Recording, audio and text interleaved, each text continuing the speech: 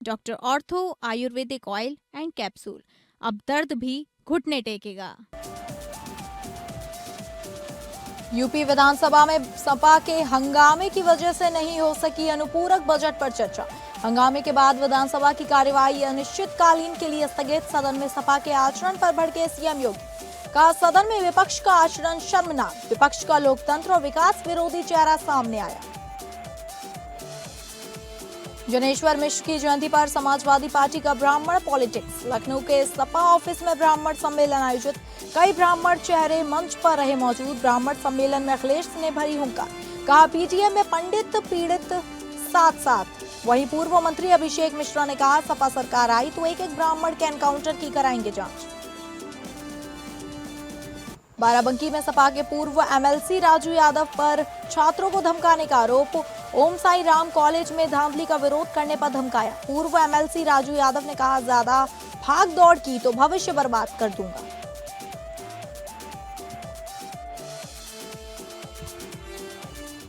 नमस्कार, आप सभी का बहुत स्वागत है उत्तर प्रदेश बुलेटिन में। मैं हूं आपके साथ अंकिता सिंह। शुरुआत करेंगे बुलेटिन की।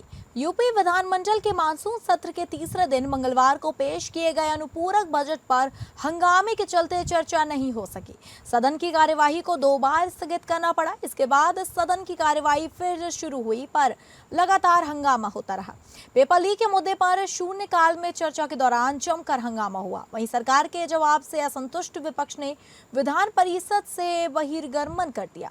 हंगामे के बीच ही कई महत्वपूर्ण विधेयक पेश किए गए। वहीं हंगामा न रुकते देख विधानसभा की कार्यवाही अनिश्चितकालीन के लिए स्थगित कर दी गई। इस पर मुख्यमंत्री योगी ने मीडिया को संबोधित करते हुए कहा कि सदन की कार्यवाही के दौरान विपक्ष का लोकतंत्र और विकास विरोधी चेहरा सामने आया है। इन लोगों का आचरण शर्मनाक है, ये विकास विरोधी है। वहीं उप मुख्यमंत्री केशव प्रसाद मौर्य ने कहा कि समाजवादी पार्टी एक ऐसी राजनीतिक पार्टी है जिसने कभी भी लोकतांत्रिक परंपराओं या व्यवस्थाओं का सम्मान नहीं किया। समाजवादी पार्टी समेत विपक्ष का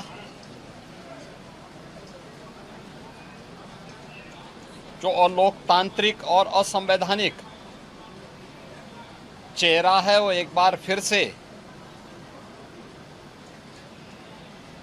विधानसभा सत्र के दौरान देखने को मिला है।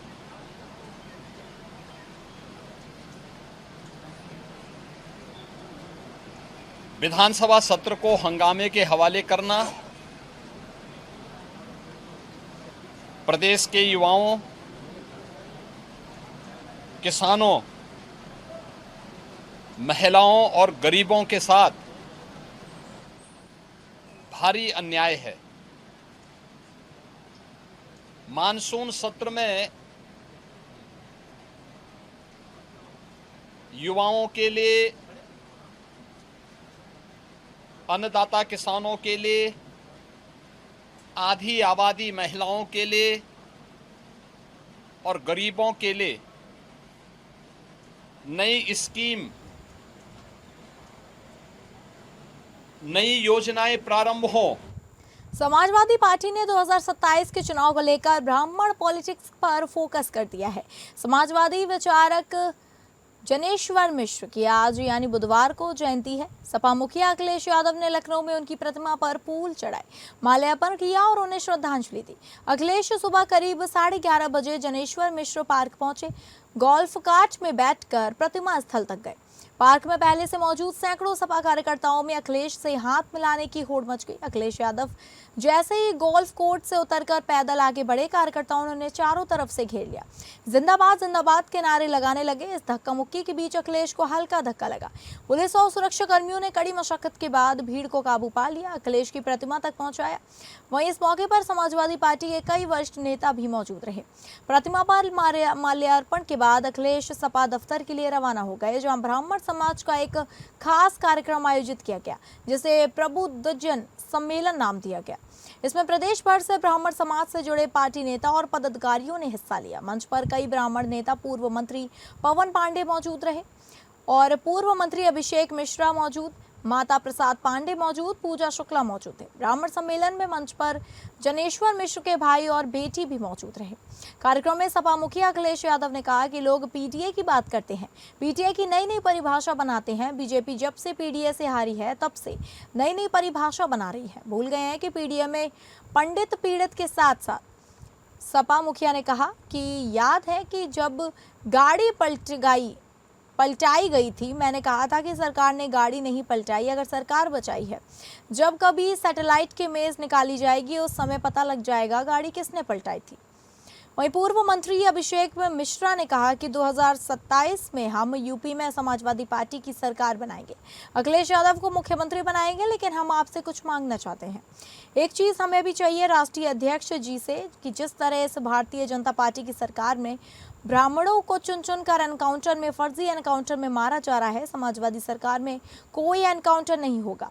जितने हुए हैं उसकी जांच कराने का आप आश्वासन देंगे, उनको आप विश्वास दिलाएंगे, चाहे वो कितनी बड़ी पोस्ट पे क्यों ना हो, डीजी पुलिस ही क्यों ना हो, उसके खिलाफ जांच होगी, उनको जेल भेजने का काम होगा।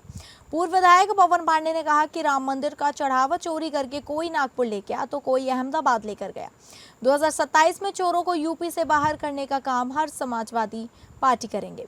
उन्होंने ये भी कहा कि कहते थे कि 15 दिन में दूध का दूध और पानी का पानी कर देंगे। इसके संग के लोग, विप के लोग, भाजपा के लोग मलाई लेकर फरार हो गए। मुख्यमंत्री जी दूध और पानी ढूंढ रहे हैं।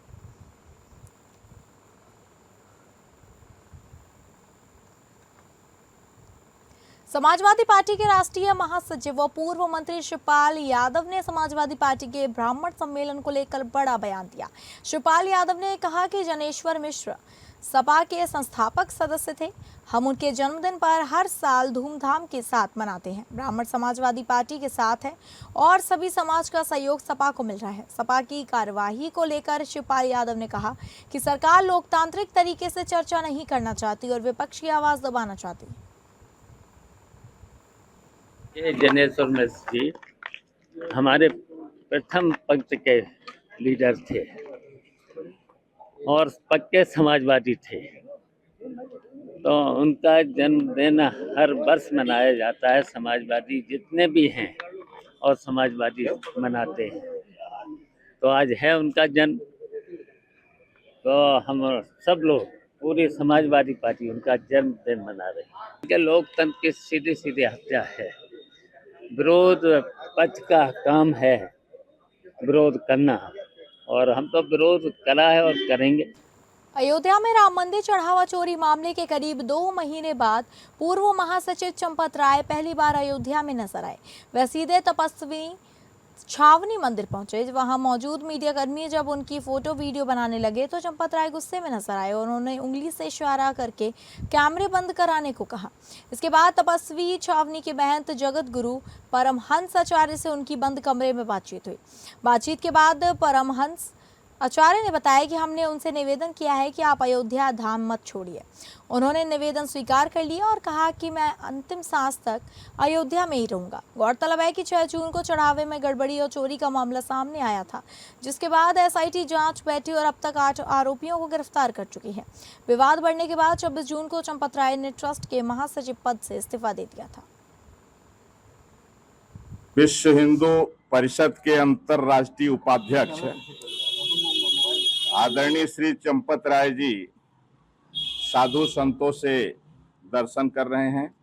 उसी कड़ी में अयोध्या में संतों की सबसे पुरानी छावनी श्री तपस्वी जी की छावनी है, जहां पर साक्षात शालिग्राम के रूप में रामलला सरकार विराजते हैं। आज हमारे पास भी आए और वैदिक विधि से उनका सम्मान किया गया।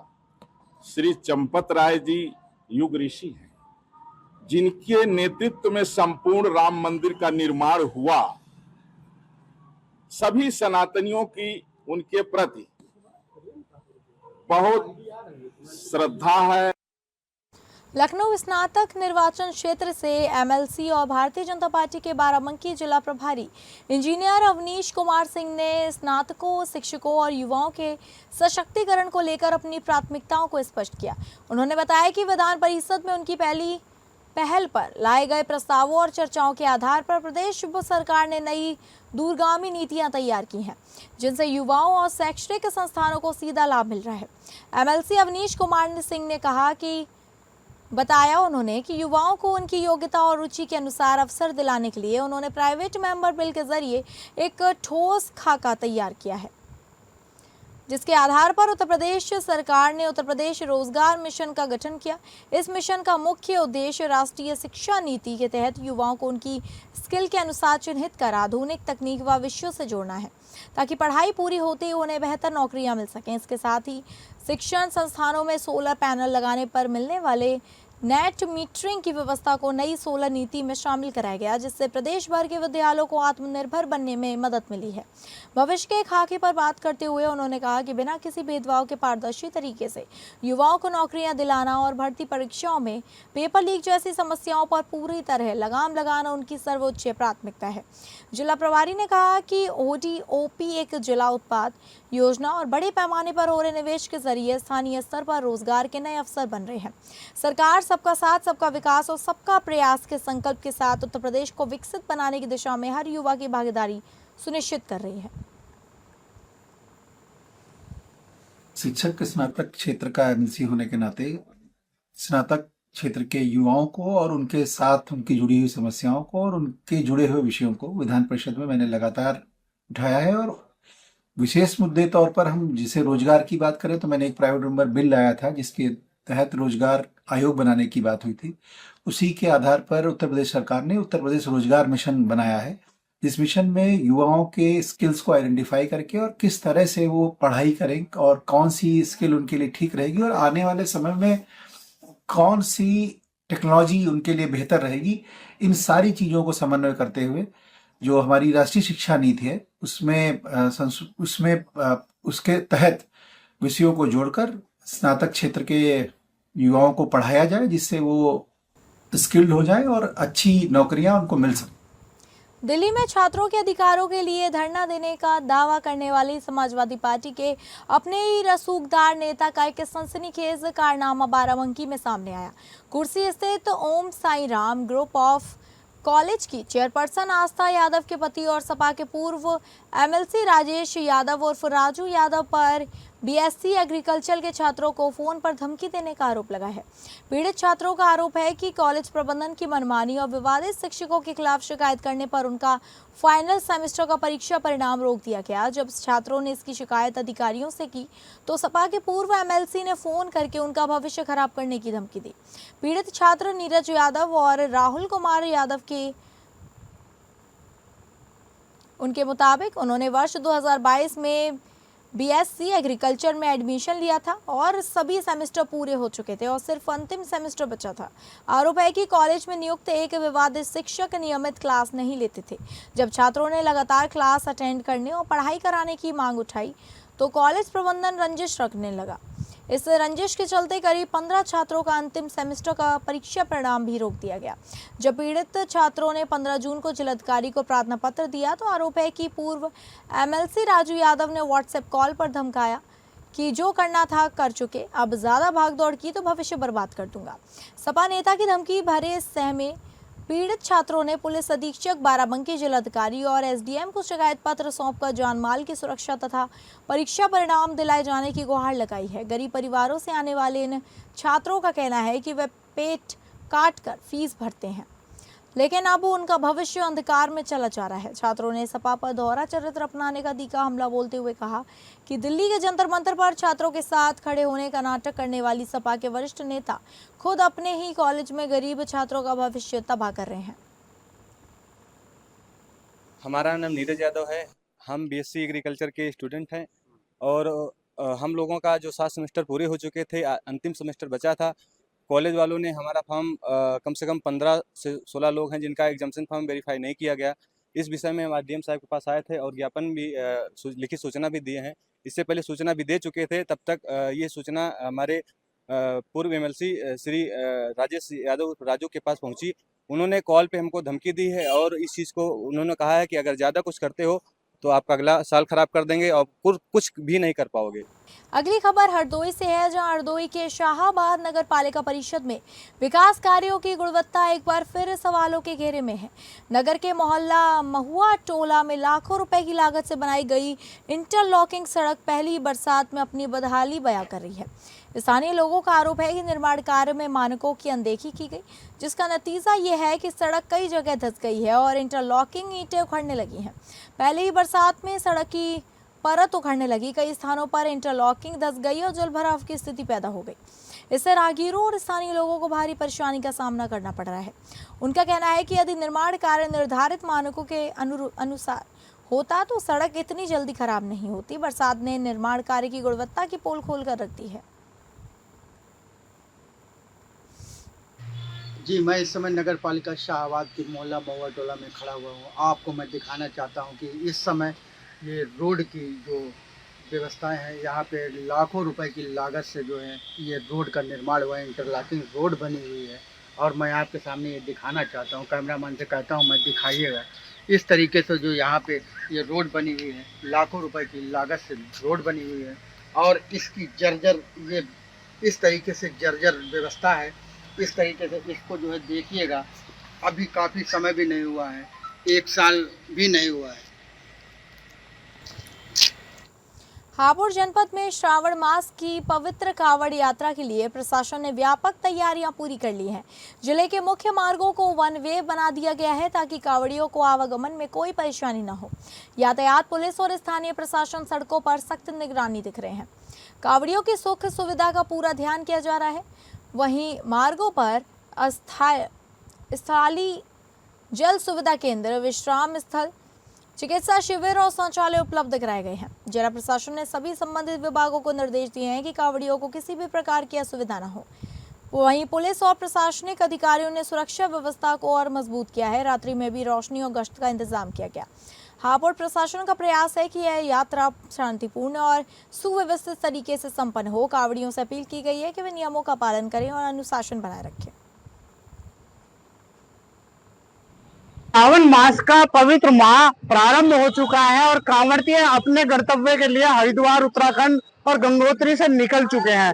जैसे कि आप मेरे साथ देख पा रहे हैं कि जनपद के जो मुख्य मार्ग हैं उन्हें वन वे कर दिया गया है और वन वे के साथ साथ पुलिस जो है वह चेकिंग कर रही है और भारी वाहनों को उधर से नहीं आने दिया जा रहा है ताकि किसी भी भोले को परेशानी ना हो। अनेक प्रकार की कांवड़ देखने को मिल रही है, जैसे कि लोग अपने अपने तरीके से कांवड़ ले लेके आ रहे हैं और कई सौ लीटर तक का जल कांवड़ में लेके जा रहे हैं और कई सौ लीटर जल लेने के साथ भोले जो है वो हमारे साथ मौजूद है और उसी से बात करेंगे। जैसे कि आप देख पा रहे हैं कि मेरे साथ एक भोले मौजूद है। क्या नाम है भोले आपका? चंदन भोले। भोले, आप कहाँ से आ रहे हैं? भोले अभी हम हर की पैड़ी से हरिद्वार से निकले थे जल लेके। कितना जल लेके आ रहे हैं भोले आप? भोले 61 लीटर। 61 लीटर। क्या मान्यता को लेके आप कांवड़ चढ़ा रहे हैं? बोले बस हमारे मम्मी पापा को खुश रखे, बस इतना ही बोलते हैं हमारे लिए।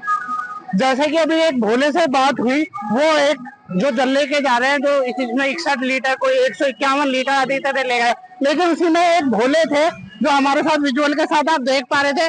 उन्होंने एक अनोखी तरीके के अपने मनोरंजन के लिए तैयारी कर रही है, जैसे कि हुक्का है जो अपने मनोरंजन के लिए और बाबा के उसमें लगे हुए हैं। इस हुक्के के साथ साथ वो नए तरीके से कांवड़ ला रहे हैं और विजुअलों के साथ आप देख पा रहे हैं कि इस हुक्के के साथ वो अपना मनोरंजन तक करके ला रहे हैं। एक अनोखी कांवड़ और भी भोले लेके आए हुए हैं, जैसे कि एक भोले हैं जो बाबा भोलेनाथ पिंडी के साथ हमारे साथ मौजूद है।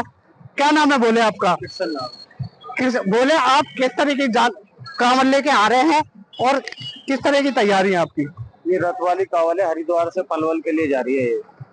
किस चीज को लेके आपने मान्यता मांगी हुई है कि आप वहाँ जाके इस कांवड़ को चढ़ाएंगे? क्या हमारा जो लक्ष्य है कि हिंदू राष्ट्र बने, इसी के पर्पज से है कि हिंदू राष्ट्र मांग के लिए रथ यात्रा निकाली। जैसे कि आपने अभी हमारे साथ बाबा भोलेनाथ के कांवड़ियों को सुना जो भोले बोल रहे हैं कि हमने एक हिंदू राष्ट्र के लिए अपनी मान्यता के लिए ये कांवड़ को वहां ले जाकर चढ़ाएंगे और बाबा भोलेनाथ को अनोखे तरीके से देख पा रहे हैं कि उसमें चश्मा लगाए हुए हैं, नादिया पे बैठे हुए हैं, पिंडी साथ में है और अनोखे प्रकार की कांवड़ है। जैसे कि आप देख पा रहे हैं प्रशासन ने भी अपनी पूरी कमर कसे हुए है जो रास्तों को वन वे कर दिया, जो मौजूदा वन वे रास्ते हैं उन पे चिकित्सा शिविर की आदि सुविधा लगाई है और पुलिस प्रशासन पूरी तरीके से इस पर मौजूद है ताकि किसी भी कांवड़ियों को परेशानी ना हो और अपने गंतव्य पे जाके वो सुख शांति से जल चढ़ा सके। मैं श्याम कौशिक, जनपद हापुड़ से अपने कैमरामैन साथी के साथ। मुस्लिम समुदाय ने मंगलवार को अयोध्या शहर में गम और अकीदत के साथ चहल्लुम मनाया। इस दौरान चौक क्षेत्र से चहल्लुम का जुलूस निकाला गया, जिसमें बड़ी संख्या में पुलिस मुस्लिम समाज के लोगों ने हिस्सा लिया। जुलूस के दौरान अमारी दुलदुल और अलम की जियारत कर लोगों ने हार चढ़ाए।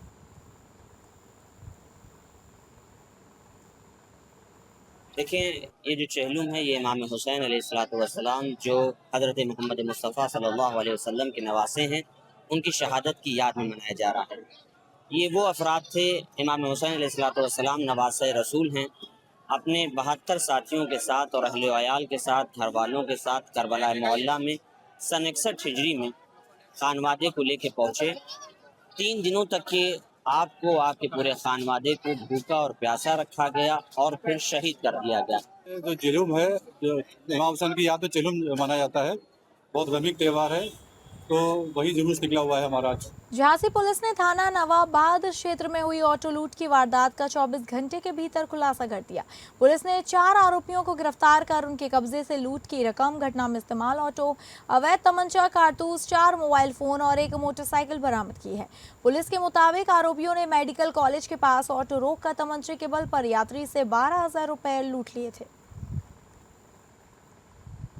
सियाराम निवासी पोछा भागर द्वारा थाना नवाबाद पर एक तहरीर दी गई कि उनको ऑटो में बैठाकर मेडिकल कॉलेज के सामने ऑटो को रोककर तमंचे के बल पर उनसे 12,000 रुपये लूटकर उनको भगा दिया गया।